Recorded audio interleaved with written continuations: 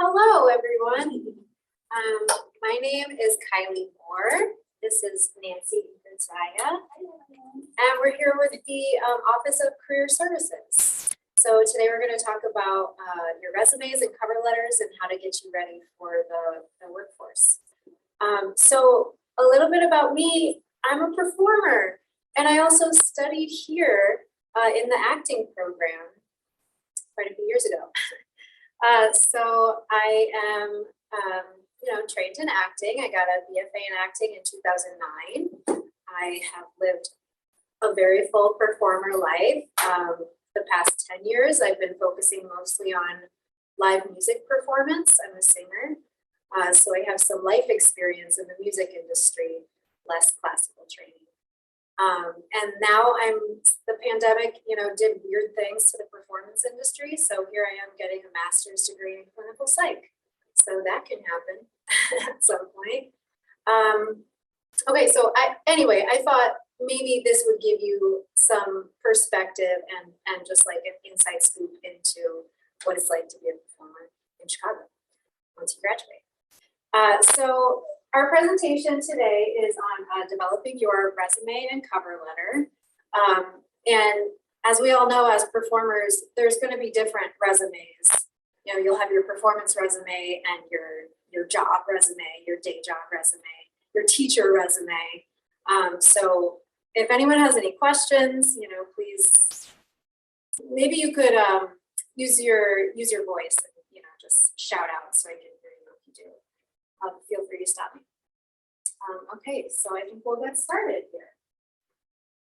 All right, so basic overview of the presentation. We're going to talk about choosing the right formats, templates to use or not to use, action verbs. I know my actors are really good at their action verbs. Resume, the section breakdown, your cover letters, and also using Handshake to find jobs. So what makes a resume stand out? It's got to be clear and easy to skim. And this goes, this is performance. This is, your regular day job. So that kind of works for everything. It's got to be targeted to the job, what position you're applying for. Keywords, does it show how you are a fit for the job? And does it reflect the keywords that are presented in the job description? Descriptive bullet points, beginning with a verb, those action verbs, and show your skills. Don't just list your duties. And it's got to be well organized, which includes dividing your sections, and also quantify it whenever possible. So we'll get more into that later. Choosing the right format.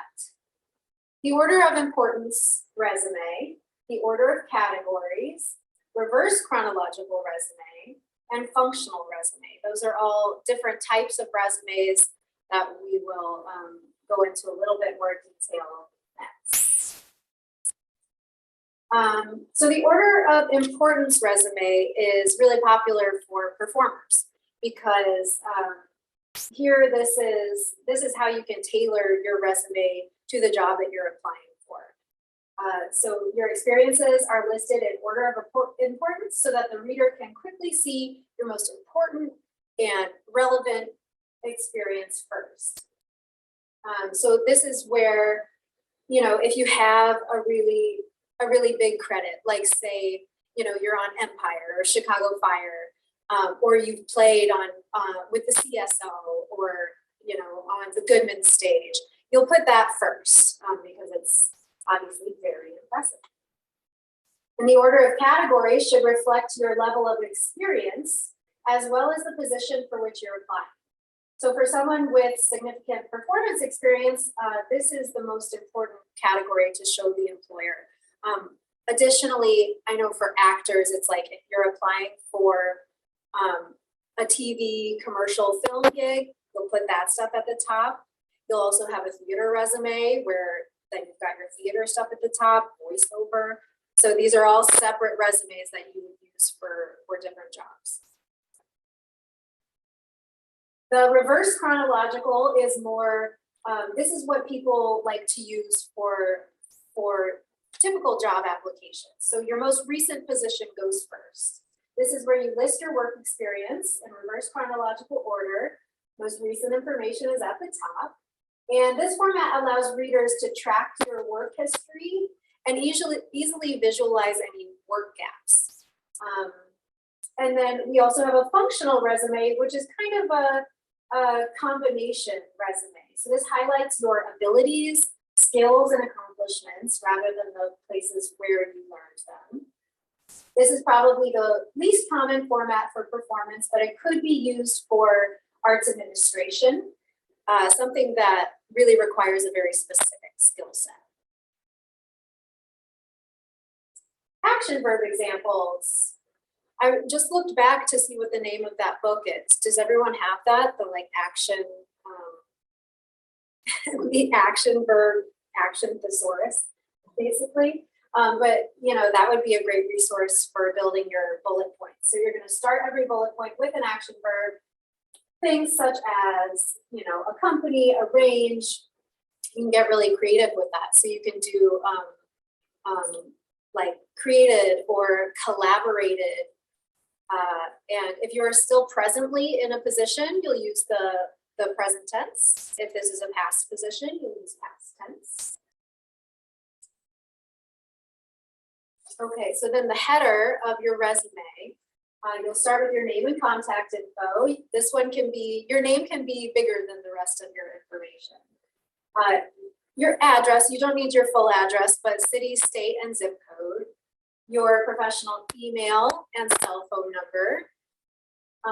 And then also, you know, any union affiliations that you might gain as a working professional, that's where you'll add that. Also, if you have representation, management, or agents, you would add that at the top there. Another common thing too that I've seen on resumes, if you play a certain instrument and you want to indicate that right by your name, you can also include that in your name and contact area. Yeah, instrument and maybe vocal part too.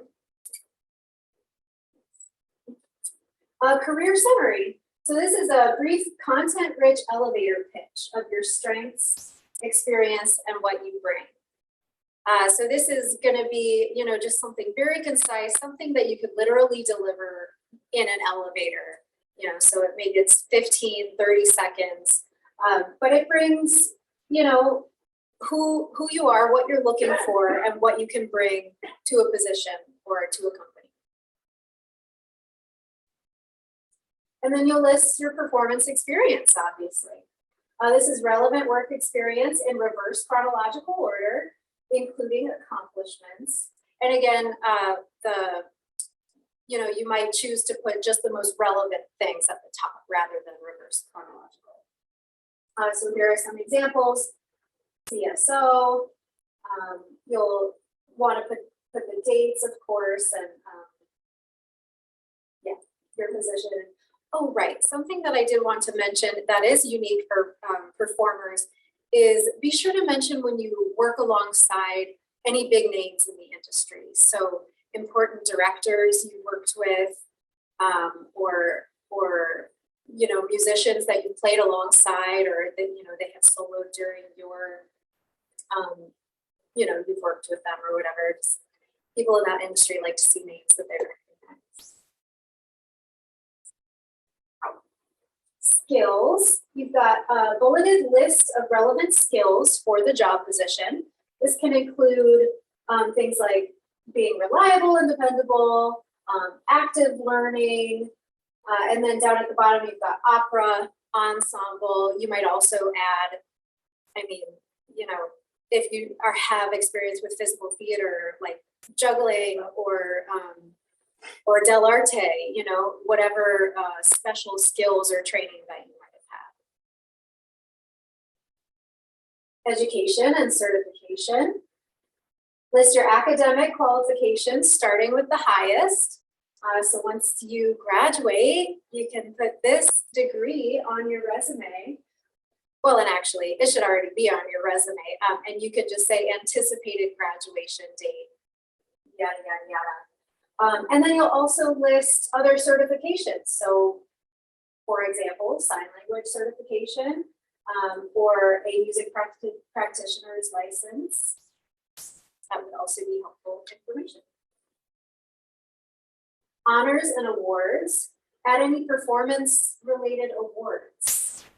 So we've got the, 2020, second best runners up, Concertmaster.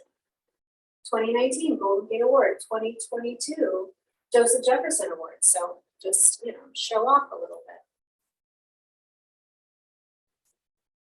Additional information you could add, especially if it's pertinent to the position, definitely add any languages that you speak. And also if you have a strong social media presence, that can be really helpful, especially in performance. And then any associations that you might have.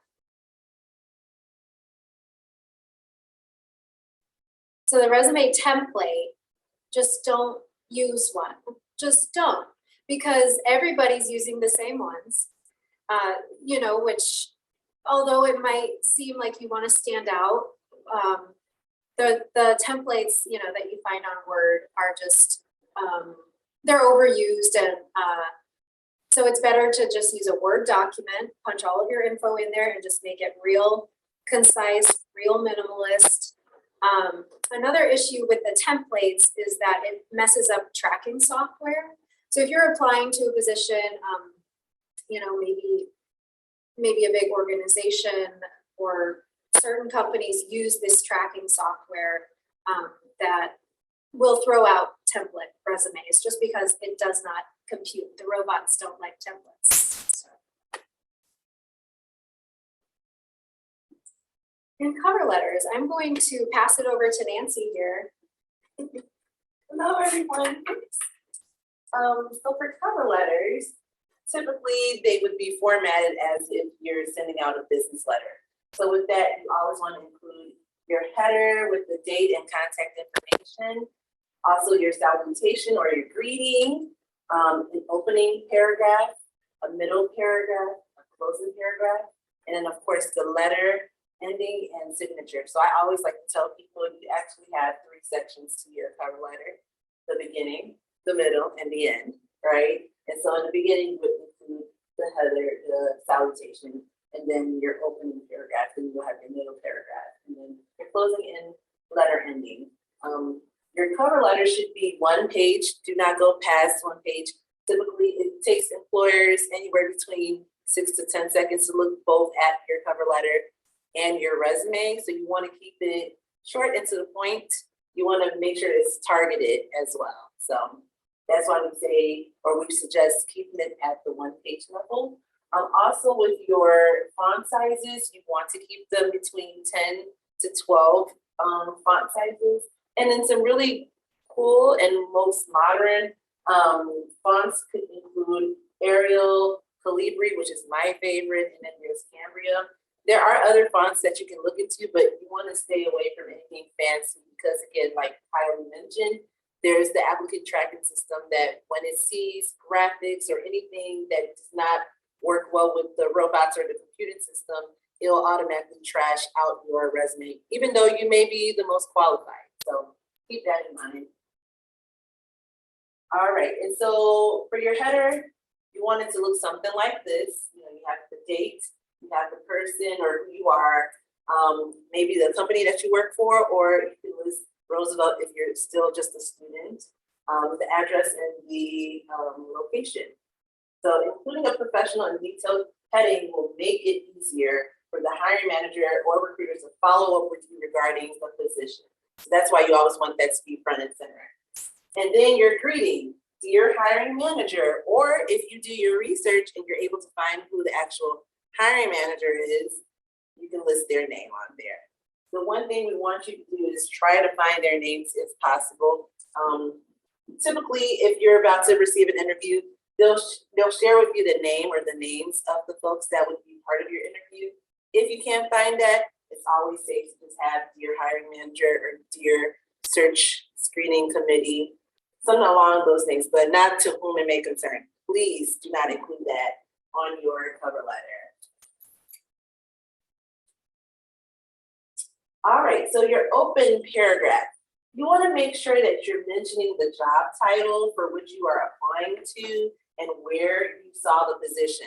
So you can see here we have a great example of how you would start your opening paragraph. You also want to make sure that you explain your specific interests in the role and the company so that the reader knows that you have done your research and that you are genuinely interested. So this is why we always encourage people to create targeted resumes and cover letters. You don't want it sounding very generic. You don't want it sounding like you're sending the same documents for different positions or different companies. So you always want to make sure that you tailor it and that you are very specific. And by doing that, we're hoping that you would have done your research already.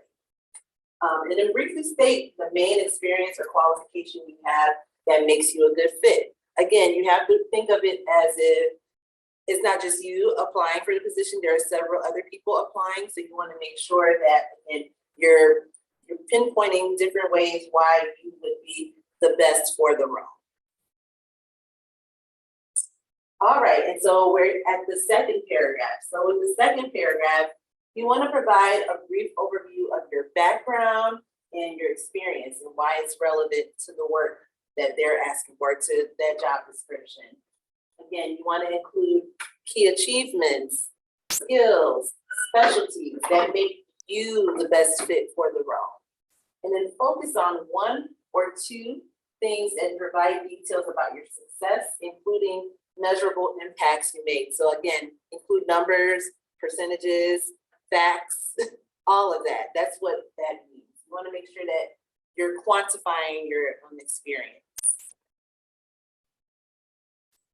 All right, so for your closing paragraph, instead of repeating details from your resume, expand and be specific about certain stories. So that's why, again, we encourage you to tailor your cover letters, because from that, you're able to pull out certain stories and certain pieces that make sense to the job roles that you're applying to. A lot of times people, when they put their resumes together, they list their duties, but they don't list their accomplishments. Your resume should give that, you should be listing your accomplishments as well. And then your cover letter will complement that, where you're able to elaborate a little bit more when it comes to your accomplishments. Focus on stories that demonstrate the skills and qualifications outlined in the job description. So if you're able to pull out certain things from those job descriptions and tailor your cover letter to match that, you're definitely going to move forward to an interview. So I always, again, tell people this too, that your resume and your cover letter leads to the interview. It doesn't lead to the job, but it leads to the interview. So the whole goal is to create something that's tailored so that way it gets into the right hands. All righty, so then the sign off, the professional sign off. Always make sure you end the cover letter with a paragraph that summarizes the reasons you are applying for that position or that role and why, again, you're a great fit. Keep the cover letter conclusion brief and explain that you look forward to hearing from the employer with the next steps. I think that's one thing that people tend to forget.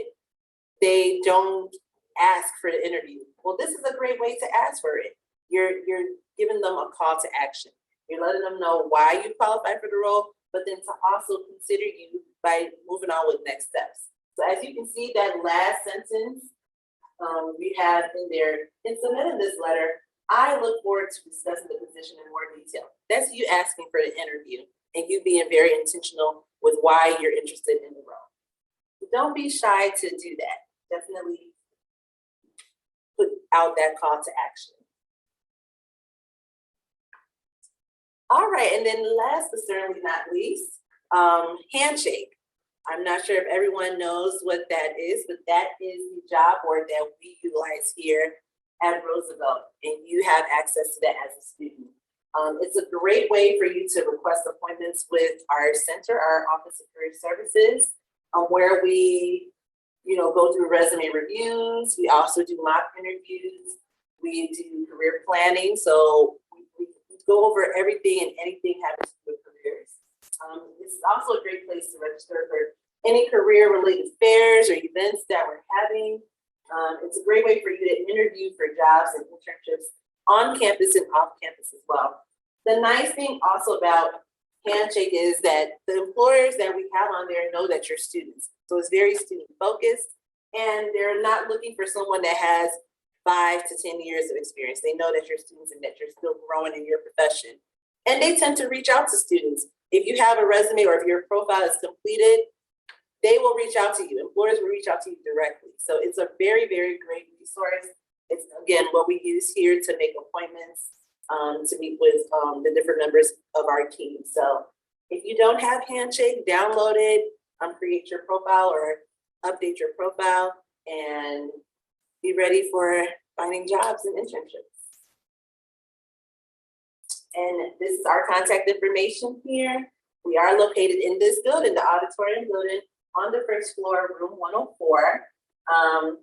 We have our website, roosevelt.edu/careers.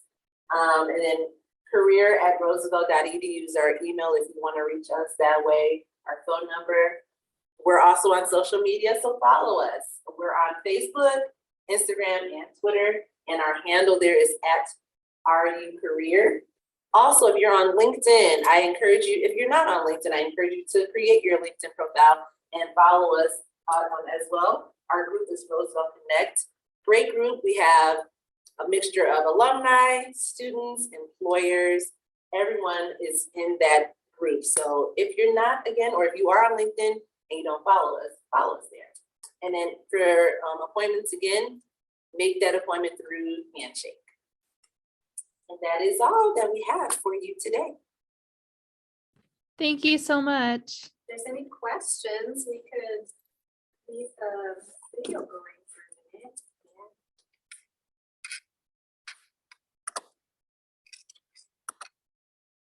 Good. See any in the chat.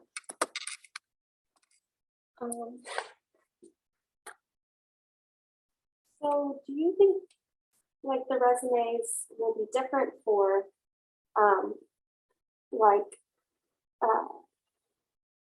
teaching versus like more of a professional development or like arts administration, and like what would those differences look like? Great question. Yes, they can always look different, and you will find that depending on what the job description is asking for, that's how you would want to tailor your resume. So even when I say tailor your resume, that's even formatting it. For some people, they may want to go the route where it's just performance, if it's a performance resume. But if it's more so for a teaching resume, they may want to go with the chronological resume where they focus on anything they have done that relates to teaching, but then they can also blend in their performance. So let's say you study performance, you study music, right? And you want to become a music teacher. Then you would use that language, that jargon of music teachers within your resume. You will also include maybe performances that you've done, because you want to make sure that, again, for the job that you're going for, they understand that you have a variety of experiences and skills. So from time to time, it does change, and you should explore the different formats. Best way to do that is come into our office, and we can definitely go on help you hands-on with how that would look. Yes. Do you have a recommendation on what formatting exists? So like I use Google Docs for my resume, but then the formatting is blocking the spacing and like it's really hard. Do you have a different one to recommend, or like how to format? I usually use Word document and start from scratch. One thing I tell students is have a master copy of your resume, right? That has like all your experience. That's not what you're going to submit to different employers, but you can always take bits and pieces out, or you can always add what needs to be added or take out what needs to be added, depending on the job description. So that way you're not always recreating. You'll have several copies and several versions of your resume. So instead of starting from scratch completely, you can just take bits and pieces out and then save it that way. But my personal opinion, I like to use Word because it's easier for me to navigate. And when I'm sending it out to different employers, sometimes when it's in Google Docs, they may not receive it, or the links might be weird, or all types of stuff happens. I just stick with Word and I just do it that way. And then also, what about turning it into a PDF? Yes. Does that help too? Yeah. Yes, if you are able to save it into a PDF, that's great too, because that way it can't change. The way that you save it is the way that's delivered. Sometimes if you save it in a different format, it can get wonky. Always follow what the employer is asking for, because sometimes they do say, save it as a PDF, or they say, save it as a Word doc. And so if that's what they're asking for, then give them what they're asking for. Yep. And that also goes hand in hand with the applicant tracking system that we're talking about. Because if you miss those bits and pieces, that can essentially land you not to be part of the pool of candidates.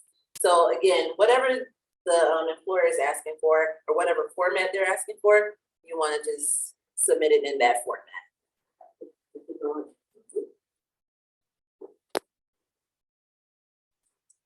Don't have any more questions in the chat, but we have a thank you. So. Oh, nice. Yeah. Thank you for having us. Make an appointment if you need some help with your resume or cover letter. Yes, or any career-related questions you may have, we do it all.